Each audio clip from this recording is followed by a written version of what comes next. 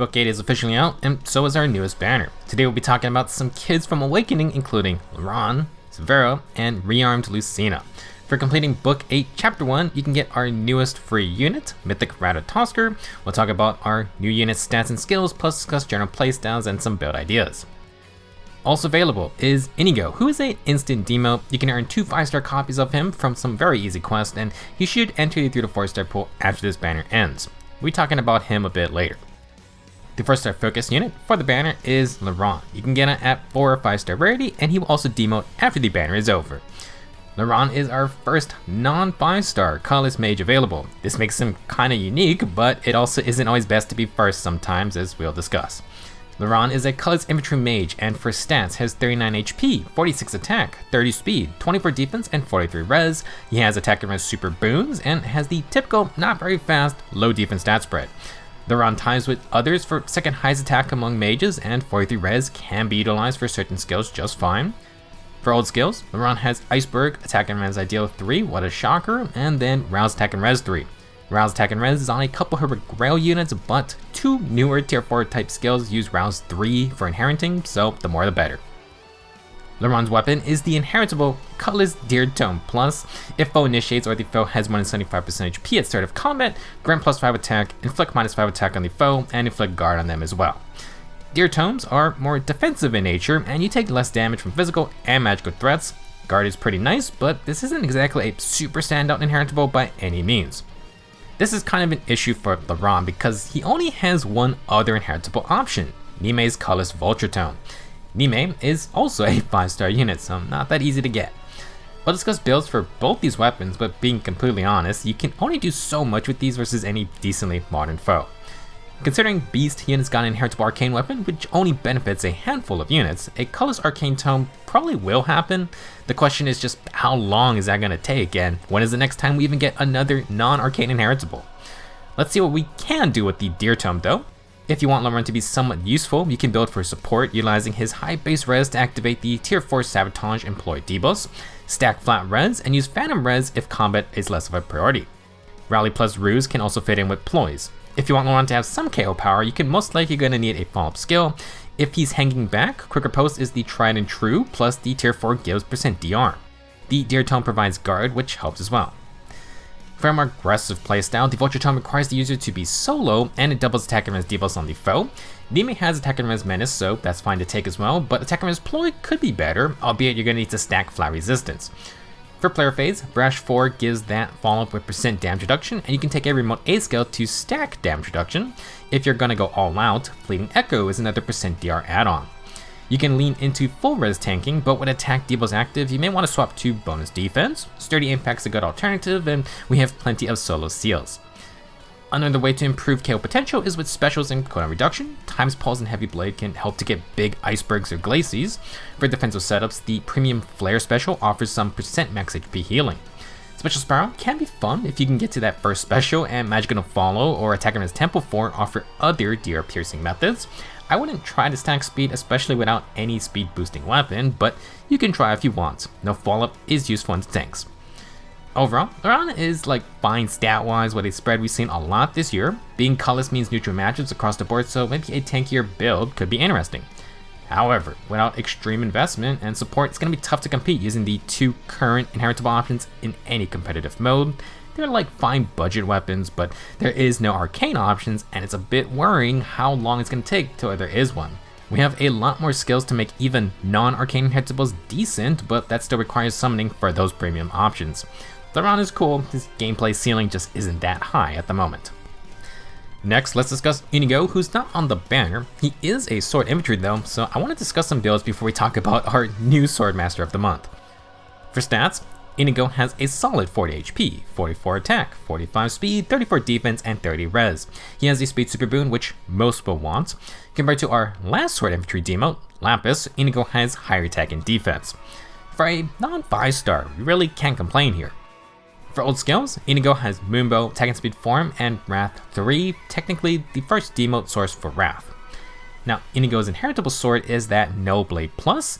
At start of combat, if above 25% HP, grants +5 attack and speed. If you outspeed, you get full no follow-up effects and an extra +5 true damage on hit. No Blade is the exact same weapon as this past year's Valentine's Hana's Petalfall Blade Plus. That is good company, but Hana is a 4-star focus banner unit. For any speedy sword infantry builds, No Blade is generally what you're going to want if you don't have Arcane Devourer. Being able to get no follow-up from your weapon is incredibly nice, and at least can make some fun budget builds.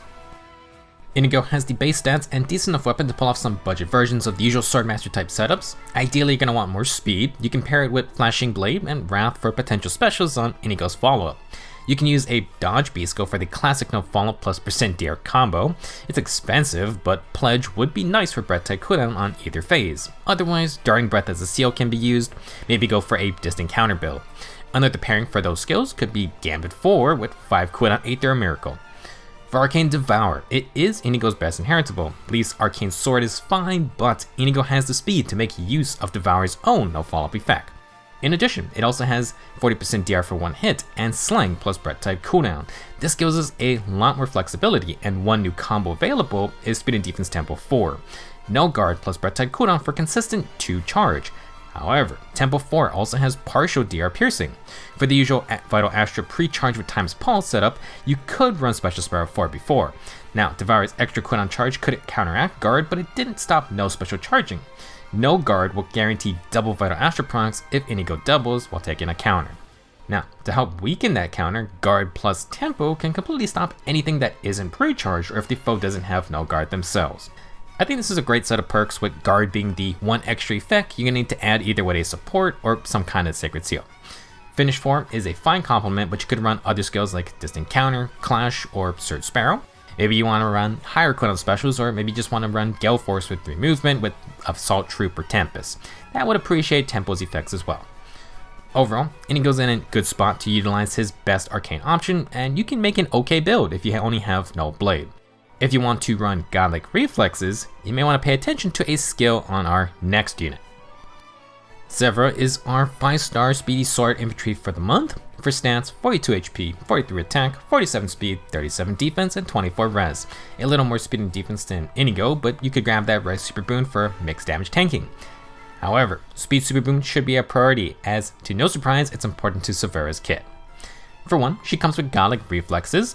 Severa is tuned to run this special, and you're going to get some bonus healing and damage via attack and speed finish 4. Her weapon is the Striving Sword. 16 might accelerate specials. If Severa is within 3 spaces of an ally, she gets bonus stats equal to 25% of the foe's attack at start of combat, -4. She also inflicts guard on the foe, and when triggering offensive specials, Severa fully pierces any %DR effects on the foe that aren't tied to specials. If she uses defensive specials, then Severa's next counterattack after that activates will also fully pierce %DR. Last, if special is triggered before or during combat, Severa gains -2 cooldown after combat. For the stat bonus, foes are going to need 72 flat attack to hit Striving Swords plus 14 to all stats max. It's just free bonus stats, and you get a good amount as well. Severa then has Special Sparrow 4, but with a twist. After her defensive specials proc, aka godlike reflexes, then the next counter gains DR piercing. That's a neat addition, although it only works for that one hit after the special. Severa will then recharge godlike reflexes after every single fight. If you always wanted to pre-charge godlike reflexes but didn't want to use shield pulse, then Buffer 4 is going to be enticing. In a game where we use the word buff all the time, this is an awful name for a skill. Along with the new Divine Bane green tiles, kinda just feels like the localization naming person gave up or something. Now, this version of the word buffer is definitely referring to creating a buffer zone, maybe with death. On turn 1, if you use a defensive special, gain -2 cooldown. The next 3 effects are the same as other Dodge 4B skills. Inflict -4 speed and defense in combat. You get a Phantom Speed effect with +7 bonus speed only for stat comparing. Last, you have 50% dodge damage reduction when outspeeding. Buffer 4 is not a new skill line. It actually comes straight from Shield Pulse 3. Shield Pulse is still not really that accessible, so hopefully they slap it on a Heroic Grail unit one day. Shield Pulse will work on more unit types, but Buffer 4 is for Sword, Axe, and Lance infantry, the usual dodge restrictions. You're going to notice we don't have Shield Pulse's flat 5 DR, but you got the extra dodge instead. Obviously, Buffer 4 is best for godlike reflexes, assuming you got Slang. Both require speed checks, so you want the debuffs with Phantom Speed. The main issue with most godlike reflex builds is no pre-charging. You're going to have to use Shield Pulse or some outside method. Buffer fills that gap, and you get more % DR to stack on top. Also worth noting that this could be good for miracle builds as well. Food for thought if you just want to be annoying. Let's put together Severa's game plan. On turn 1, Buffer 4 pre-charges Godlike Reflexes. After Severa activates GLR, her next counter fully pierces DR skills. This also procs Finish 4's bonus healing and damage. Striving Sword adds a bunch of stats, and you have Dodge from Buffer to stack with Godlike Reflexes. After combat, Striving Sword recharges the special, and you just loop this over and over. Like most Sword Masters this year, one balancing factor has been making you get no follow-up from elsewhere. The Sacred Seal is fine, but you're gonna want both parts of no follow-up to ensure Severa isn't getting doubled by slow units. If Severa only gets hit one time, she doesn't need to recharge Godlike Reflexes in battle. However, this doesn't matter versus brave hits. She'll have dodge damage reduction and guard to cut down on stronger second hits, but maybe you want more DR. You could use a deflect seal, although if that gets pierced, then that does not help. For C skills, we want as much speed as possible, so Attack and Speed Oath would be solid. Attack and Speed Menace could also work, but Oath is just consistently active, especially if you want to run something like Distant Counter. While Severa's base kit is made for Godlike Reflexes, she can spam Vital Astra just fine, and those specials have full DR piercing. You could take Time's Pulse, but since Striving Sword has cooldown after combat, maybe try to give Severa one cooldown from another unit. For consistent double Vital Astra potential, Velocity can replace Buffer to gain no guard.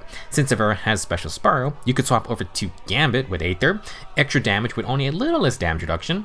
Once Aether procs, it's gonna go on 2 cooldown. Breath type cooldown could charge that in one hit when taking a counter. Pair that with Distant Counter to replicate Ike's Aether spam. I've listed AoE specials just due to Special Spiral with Slaying. If you go Times Pulse 4, Severa can fully recharge AoEs every single fight. Maybe you just want to do something different. In conclusion, Severa's bringing lots of cooldown with the unique ability to pierce DR after Godlike Reflexes activates. She is completely fine with Vital Astra if you prefer a more offensive route. Just be sure to get her full no follow-up in some way. Next up we have Rearmed Lucina. She's now an Axe Cavalier and for stats has 40 HP, 43 attack, 47 speed, 31 defense, and 23 res.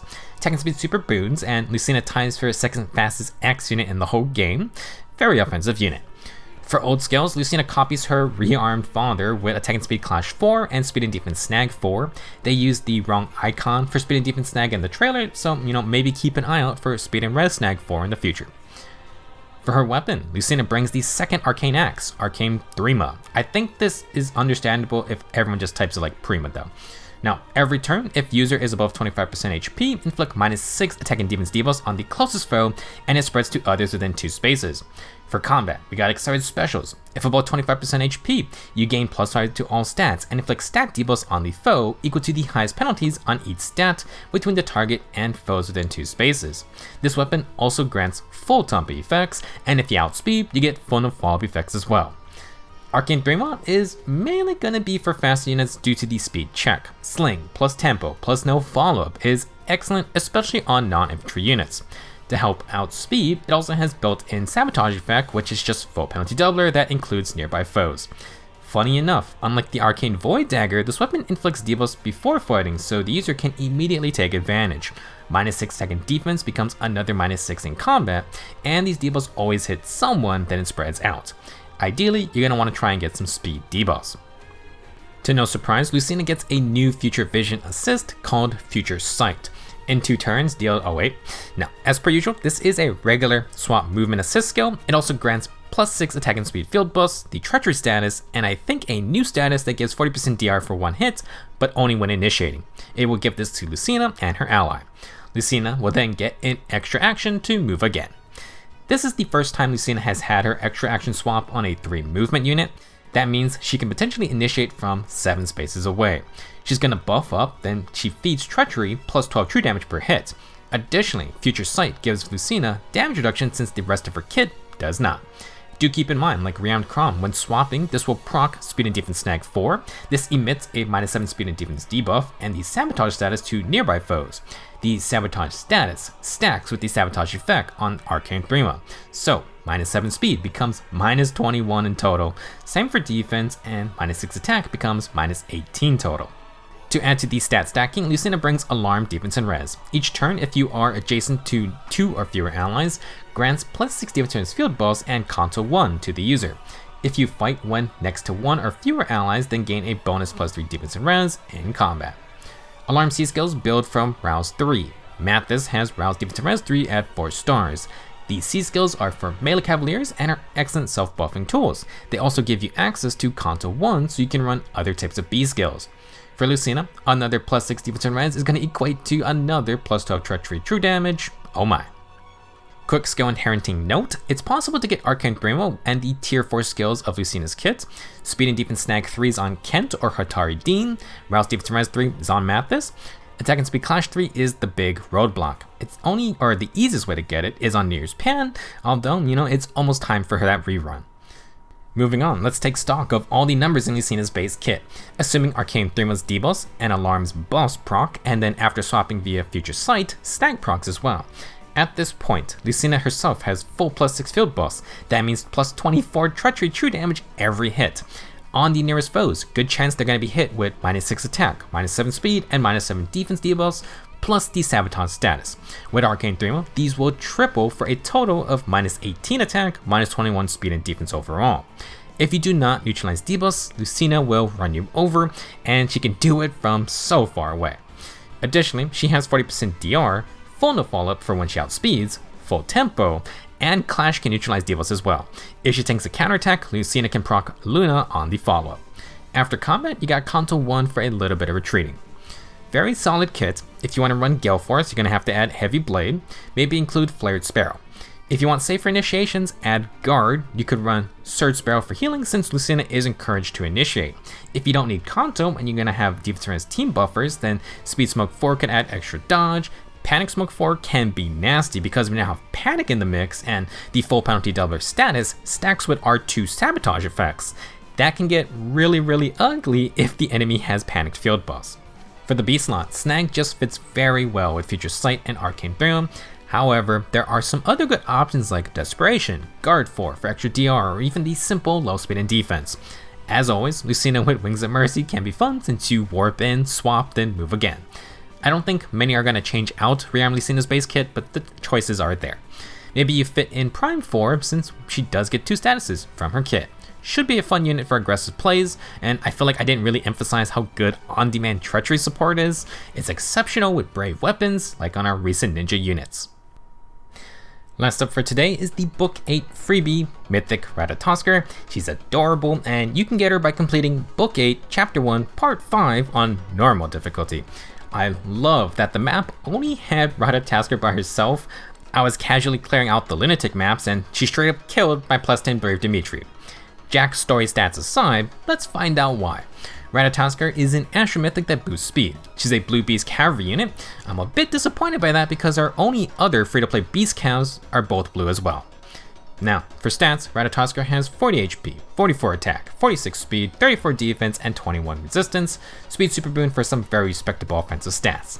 These will be boosted a lot more though. For old skills, Ratatoskr has Luna, plus our good friend Attack and Speed Clash 4. It's a very popular skill. For her weapon, the World Tree Tail, it has Kanto 2 and Accelerated Specials.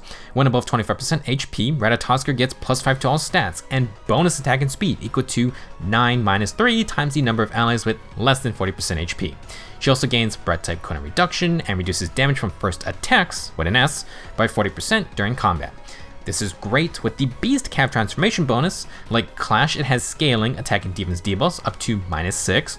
If the user or foe initiates while moving at least 2 spaces, Ratatoskr gets an extra 30% DR for 1 hit. You're going to want to consider just these always active. Overall, World Tree Tail is excellent to build around. Sling plus Breath type cooldown is beautiful on a Cavalier, easy to tap Gale Force, and we even have Kanto 2. For the extra attack and speed, the more healthy allies on your team, the higher the boost. +9 is the max, so +14 attack and speed from this weapon alone. For that 40% damage reduction, those will affect brave attacks as well.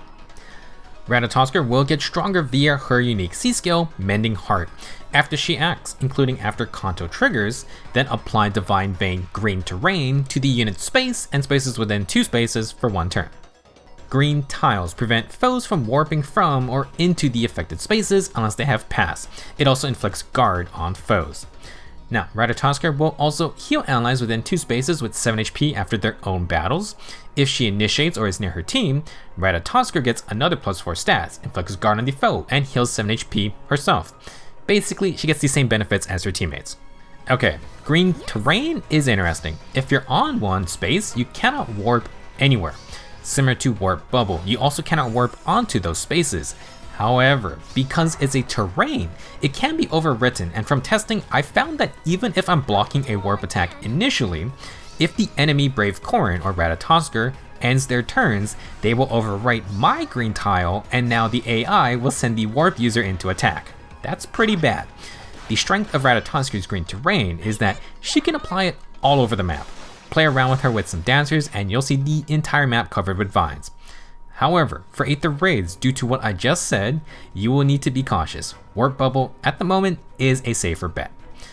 As for other parts of this skill, literally even more stats for the squirrel with guard and healing sustain. She also acts as a healing support, which goes well with saviors and tanks.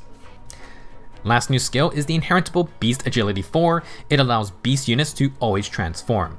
It now inflicts -4 speed and defense debuffs in combat. If the user outspeeds the enemy, they gain full no-follow effects and deal true damage on hit equal to 10% of their speed stat. Beast Agility 3 was only on Embla, so very hard to get, just like Clash 4. However, this is a solid Beast B skill. It's great on Ratatoskr because transforming gives her another layer of % DR protection, and the debuffs from her weapon stack with this skill. You even get a bit more damage based on speed. If you're fast, like our new squirrel, then it's a great option. For a freebie unit, Ratatoskr is pretty great. I can definitely see her being used for map clearing guides. With Beast Agility, she is basically transformed all the time, which gives her extra attack and defense debuffs, and if you or the foe initiate while moving 2 spaces, then you get another 30% damage reduction to stack with her weapons, 40%. It also provides no follow-up for a very fast unit. Woe Tree Tail and Mending Heart give a great +9 to all stats, and if most of the team is healthy, Ratatoskr can get +18 attack and speed, kinda just for free. With Slang and Bread type cooldown, she can proc Luna in 2 consecutive hits or charge up with Gale Force. Since she deploys green tiles after every cooldown action, Gale Force and Kanto can paint the entire map to block off warping and also provide guard. Just be aware of overwritten terrain. If you see Brave Corrin on the enemy team, you really gotta be careful. As a counter unit, Ratatoskr can run Flared Sparrow. However, I believe this is the first time Divine Vein effects can occur at the same time. Their description states that in these scenarios, they cancel out and nothing happens, and obviously that's pretty bad. Flame tiles will slow ranged foes while green tiles prevent warping. Together, they would be amazing for hit and run tactics. But I do think the balancing part of terrain is that you can only have one active at a time. Flared Sparrow may sabotage Mending Heart, so I would not inherit it unless someone tests this interaction out. Keep this in mind if you use Brave Corrin with Ratatoskr as well. Only one of their terrains can be active, so it matters who acts first and last. Divine Vein terrain stuff is just going to get messier and messier as we get more effects. Now, do keep in mind, Mythics don't get those Aether Ray bonus blessing stats. If you aren't confident in Ratatoskr's combat, you could lean more into her support aspects. She provides 7 HP healing, and green tiles also apply guard on the foe. Ratatoskr could maybe use Snag for to debuff, deploy her green terrain, then Kanto back. You could opt for the Rally plus Ruse, including the new tier 4, maybe add a buffing Sacred Seal. Otherwise, for general content, this is a great base kit. Extremely fast unit with lots of damage reduction, cooldown plus no follow-up, and Kanto. For new players, you should be a great asset to have. That's all I got for this video. Go grab your free squirrel and prepare for another freebie unit with Valadar.